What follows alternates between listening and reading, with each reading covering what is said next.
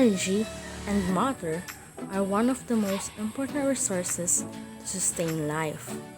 Energy flows directionally through Earth ecosystems, typically entering in the form of sunlight and exiting in the form of heat.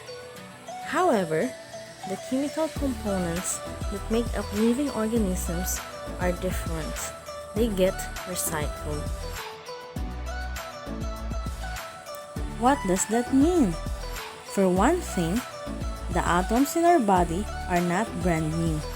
Instead, they have been cycling through the biosphere for a very long time, and they have been part of many organisms and many non-living compounds along the way.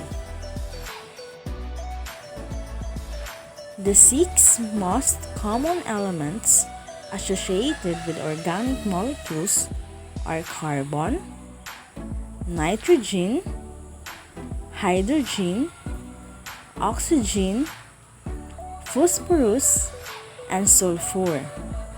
These elements takes a variety of chemical forms and may exist for long periods in the atmosphere, on land, in water, or beneath Earth's surface.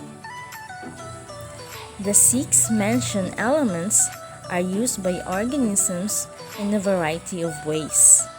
Hydrogen and oxygen are found in water and organic molecules, both of which are essential to life. Carbon is found in all organic molecules, whereas nitrogen is an important component of nucleic acids and proteins. Phosphorus is used to make nucleic acids, and the sulfur is critical to the three-dimensional shape of proteins. The cycling of these elements is interconnected.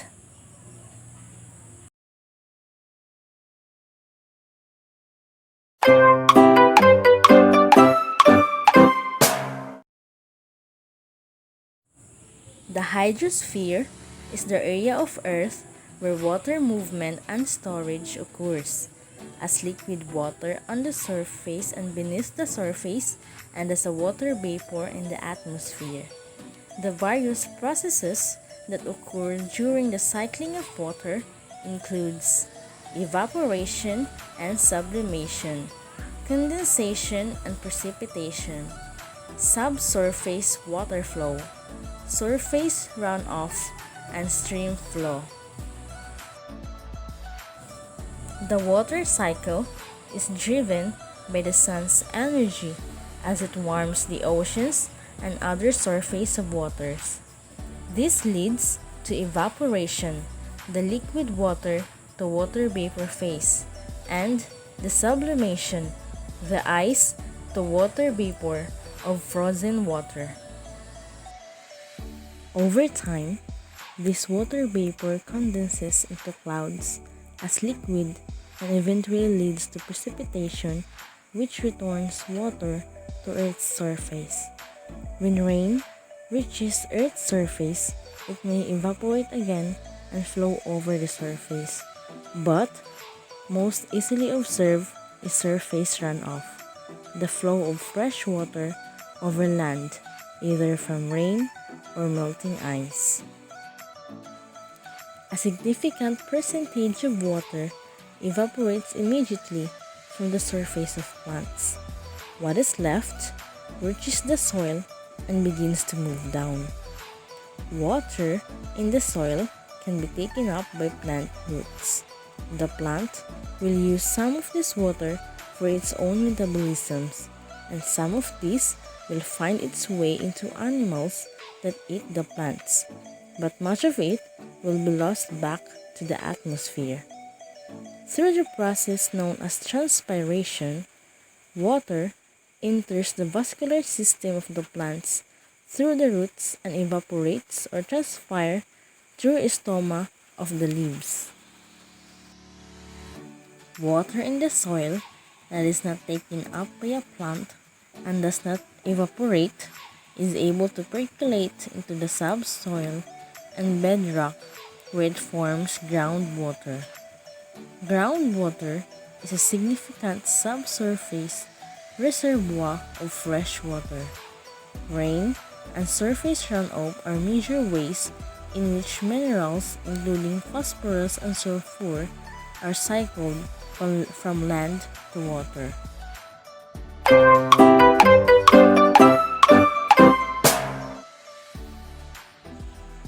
Carbon is the second most abundant element in organisms by mass.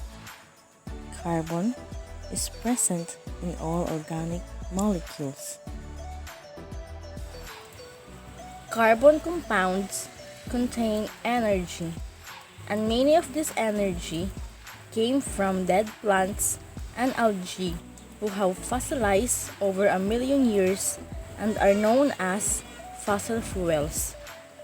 The carbon cycle is most easily studied as two interconnected subcycles, one dealing with rapid carbon exchange among living organisms, and the other dealing with the long-term cycling of carbon through geologic processes. Carbon dioxide gas exists in the atmosphere and is dissolved in water. Photosynthesis converts carbon dioxide gas to organic carbon and respiratory cycles. The organic carbon back into carbon dioxide gas. Long-term storage of organic carbon occurs when matter from living organisms is buried deep underground and becomes fossilized. Volcanic activity and more recently human emissions bring this stored carbon back into the carbon cycle.